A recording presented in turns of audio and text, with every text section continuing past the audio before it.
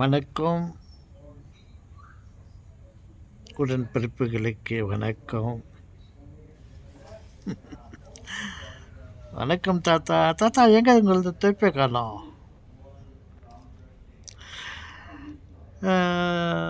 என்ன தாத்தா உங்கள் முடி இவ்வளோ அழகாகுது?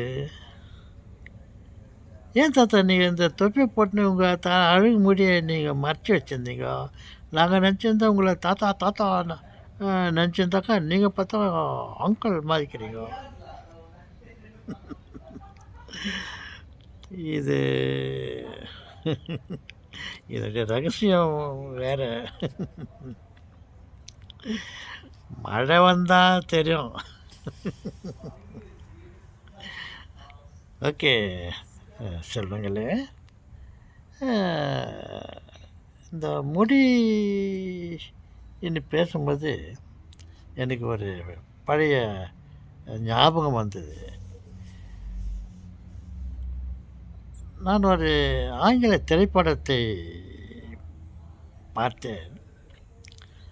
அந்த படத்தின் பெயர் சாம்சன் அண்ட் டிலைலா அப்படின்னு ஒரு படம். ரொம்ப நல்லா இருந்துச்சு. ஒரு மாவீரன், ஒரு போர் வீரன், மிகவும் வலிமை வாய்ந்தவன், கை வைத்தால் தகர்த்து விடுவான், ஒடித்து விடுவான், பிழிந்து விடுவான்,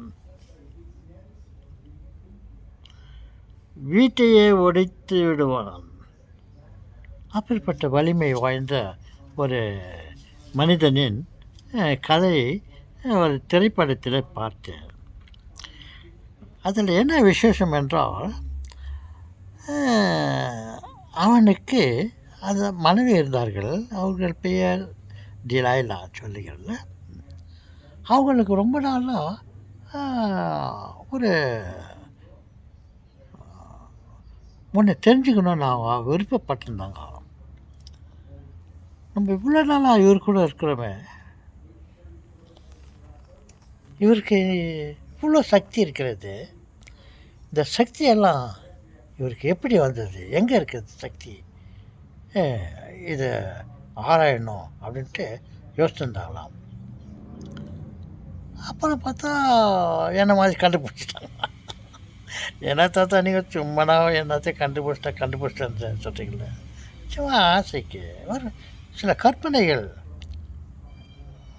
சும்மா எதையோ நான் சும்மா வேடிக்கையாக சொல்ல, சில எதையாவது கண்டுபிடிச்சா அதில் சொல்கிறேன். அதில் புது விதமான கண்டுபிடிப்பாக இருக்கலாம், ஒரு உண்மைக்கு மாறுபட்டதாக இருக்கலாம், வேறுபட்டதாக இருக்கலாம். ஆனால் இதற்கு அது மாறுபட்டு இருக்கலாம். என்னுடைய கற்பனையில், என்னுடைய கண்டுபிடிப்பில் இருந்து ஒரு கிளை பிறக்கலாம், அட்வென்ச்சர் பிறக்கலாம். இதை வைத்துக்கொண்டு ஒரு புதிய உலகத்தை, ஒரு புதிய கண்டுபிடிப்பை கண்டுபிடிக்கலாம். ஓகே, விஷயத்துக்கு வருவோம். அப்படி அந்த அம்மா இவருக்கு எங்கே இவ்வளோ வலிமை இருக்குதுன்ட்டு கண்டுபிடிச்சிட்டாங்க. எங்கடாக்குதுன்னு பார்த்தாக்கா இவருடைய முடியில், இவருடைய குடிமையில் அவருடைய சக்தியெல்லாம் இருக்குதுன்ட்டு கண்டுபிடிச்சிட்டாங்க. முடியலையா? முடியல உயிரா? நான் சும்மா தமாசுக்கு சொல்லட்டுமா, ஒரு தமிழ் வார்த்தையில் அந்த முடிக்கு என்ன பெயர் தெரியுமா? மயிறு அப்படின்னு. நான் ரொம்ப நாளாக சிறு வயசுலேருந்து இப்போ கூட அப்படி தான் கேட்டுக்கிறேன்னு, அதை ஒரு பெரிய கெட்ட வார்த்தையாக தான் நினைத்து கொண்டிருக்கிறேன்.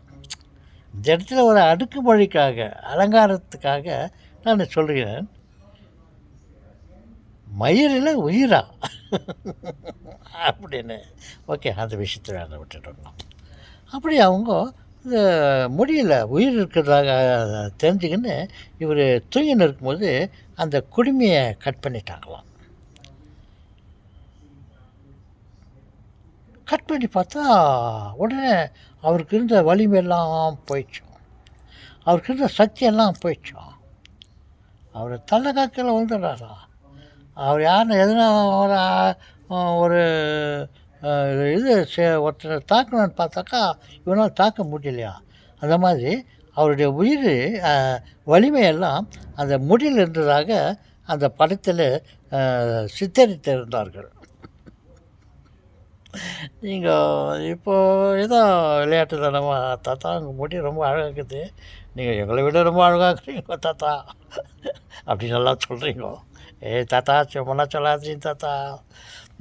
ஓகே சொல்கிறாங்களே அந்த மாதிரி அந்த கதையில் அவர்கள் சொன்னார்கள் அவருடைய வலிமையெல்லாம் அந்த முடியிலே இருக்கிறது.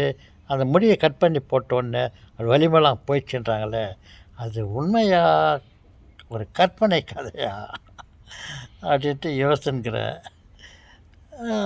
என் செல்வங்கள் கிட்ட கேட்கலாம் சொல்லிட்டு உங்கள்கிட்ட கேட்குறேன்.